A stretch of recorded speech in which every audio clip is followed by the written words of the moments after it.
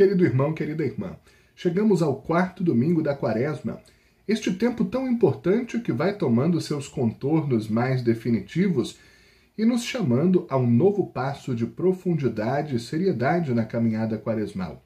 O que significa que chegou o momento de nós, com muita realidade e força, darmos forma à nossa conversão, à nossa transformação de vida, de mentalidade, de atos, para transparecer cada vez mais o amor em nossas condutas, em nossas palavras. Estar mais perto de Deus, mais focados no essencial, mais desapegados daquilo que tantas vezes nos afasta de nós mesmos, da nossa essência e do Deus que nos ama imensamente. O grande tema deste domingo é a misericórdia de Deus. Poderíamos dizer de um outro modo. O grande tema deste domingo são os grandes feitos, sinais e prodígios do Senhor em favor da humanidade, mesmo que pecadora e profundamente errante. A primeira leitura, tirada do segundo livro das Crônicas, nos traz um relato forte e dramático de uma ocasião histórica em que o povo de Deus havia perdido a fé.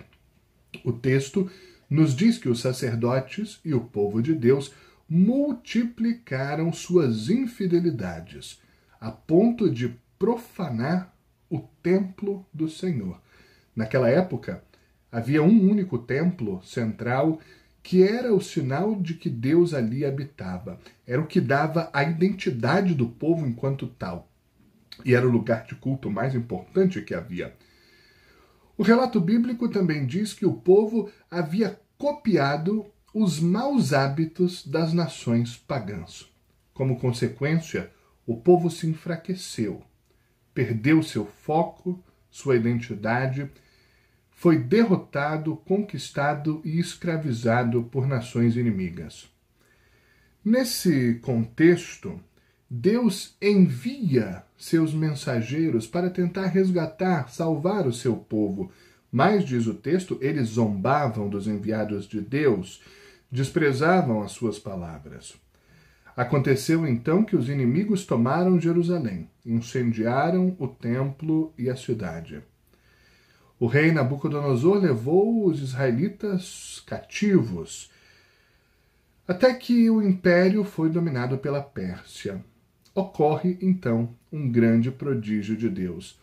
O grande rei Ciro, rei da Pérsia, cumprindo uma profecia que Jeremias já havia feito,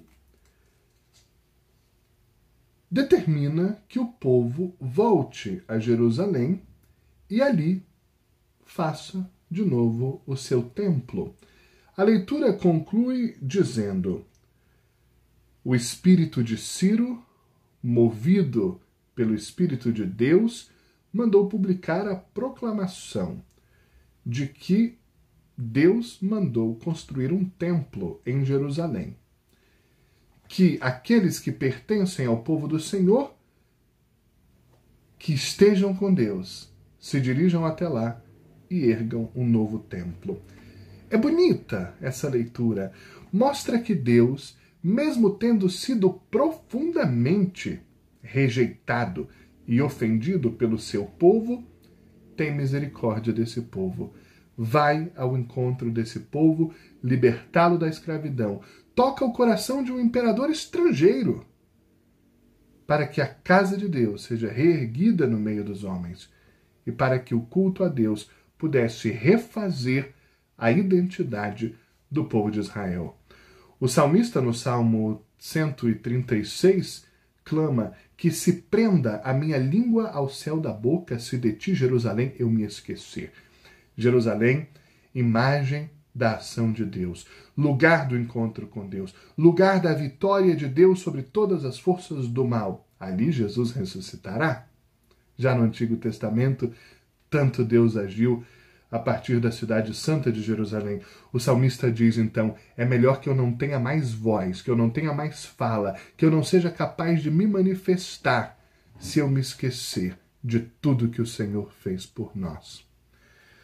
A segunda leitura é a carta que São Paulo, apóstolo, escreve à comunidade cristã de Corinto, cidade grega, a primeira cidade europeia a receber o cristianismo, São Paulo começa dizendo: irmãos, Deus é rico em misericórdia. Por causa do grande amor com que nos amou, estávamos mortos por nossas faltas, e Ele nos deu a vida em Cristo.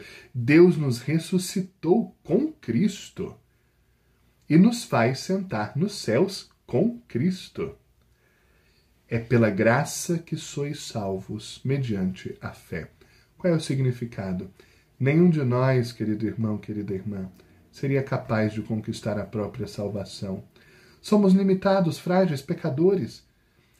Fazemos, como disse São Paulo num outro trecho, o mal que não queremos, em vez do bem que buscamos. Não são os nossos méritos que nos levam ao paraíso, mas é a graça. Existe um conceito na teologia chamado de primado da graça. Tudo vem de Deus.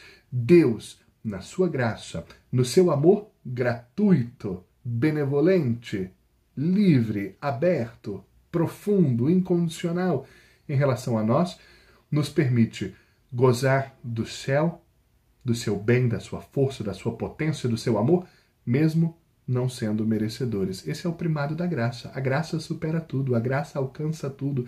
A graça de Deus abraça tudo no seu primado e a tudo dá sentido e vida nova.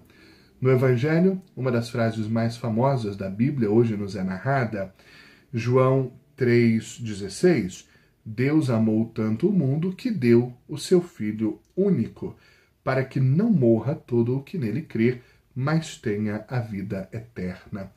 Uma frase que sintetiza todo o Evangelho. Deus, por amor ao mundo, dá seu único Filho. Para a morte, para o sofrimento, para o padecimento. E ao morrer, alcançando a ressurreição, conquista a vida eterna para todos os seres humanos de todos os tempos que nele crerem.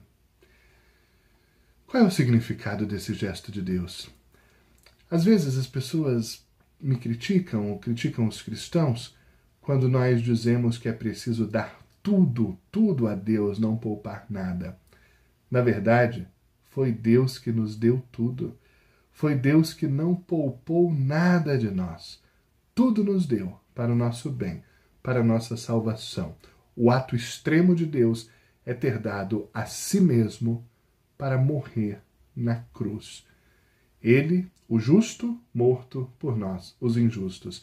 Ele, o santo, assassinado pelos nossos pecados, para nos resgatar do abismo em que nós mesmos nos metemos e garantir que a salvação pudesse voltar a ser uma esperança nossa. Mas esse trecho do Evangelho, do capítulo 3 do Evangelho segundo São João, começa dizendo: disse Jesus a Nicodemos, do mesmo modo como Moisés levantou a serpente no deserto, assim é necessário que o Filho do Homem seja levantado, para que todos os que nele crerem tenham a vida eterna. Depois a leitura ainda diz: Deus não enviou seu Filho ao mundo para condenar o mundo, mas para salvá-lo. Quem nele crê não é condenado. O julgamento é este: a luz veio ao mundo. Quem pratica o mal e odeia a luz, não se aproxima da luz. Mas quem age conforme a verdade aproxima-se da luz, para que se manifeste que suas ações são realizadas em Deus. Me permita uma breve explicação, para que você veja como é forte o que Jesus está dizendo. O que era essa serpente levantada por Moisés? Lá no Antigo Testamento, enquanto o povo de Deus atravessava o deserto depois da libertação do regime do faraó no Egito, aconteceu um fato muito complicado naquela comunidade. Serpentes venenosas começaram a atacar os membros do povo de Deus. Moisés clama a Deus pelo povo, pela salvação do povo. Deus então diz a Moisés que fizesse uma serpente de bronze numa haste, elevasse essa serpente de bronze e quem olhasse para aquela serpente ficaria curado. É curiosa essa decisão de Deus. A serpente que os matava agora vira a imagem que os cura. Parece contraditório? Não é. Existe um significado profundo. Deus pede que o povo olhe para o seu medo, para o que lhe machucava e matava, e encarando de frente o medo, por ordem de Deus, encontrasse a cura. É a mesma lógica da cruz de Cristo. Na cruz de Cristo não é uma serpente de bronze elevada sobre a terra, é o próprio Deus, preso pela maldade humana, a crueldade dos pregos e do madeiro da cruz. E nós olhamos sempre para ele. Carregamos esse símbolo em nosso peito. No peito eu levo uma cruz, diz uma famosa canção. Temos crucifixos espalhados por todos os espaços, alguns até pouco contraditórios. Olhamos para a cruz. O que é a cruz? É a imagem de todo sofrimento humano. Podemos dar alguns exemplos. Jesus na cruz encarnava a crueldade, a rejeição, a dor física, a dor psicológica, a dor espiritual, a solidão, a perda dos amigos, a traição, a negação, a morte do filho na frente da mãe, a zombaria e muito, muito mais. Todo e qualquer sofrimento humano, toda e qualquer dor humana está na cruz de Cristo. E Cristo nos diz, assim como aquela cruz foi levantada, Deus será levantado. Olhando para ele na cruz, encontramos todos os nossos medos, todas as nossas dores, todas as nossas feridas. E assim como na cruz de bronze estava a cura para o veneno das serpentes do deserto, na cruz de Cristo está a cura para todos os venenos que nos matam.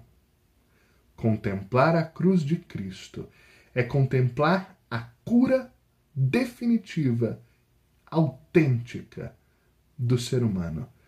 Na cruz de Cristo, o sofrimento extremo, aceito livremente numa doação extrema de si mesmo, está a resposta de todas as rupturas e feridas da humanidade.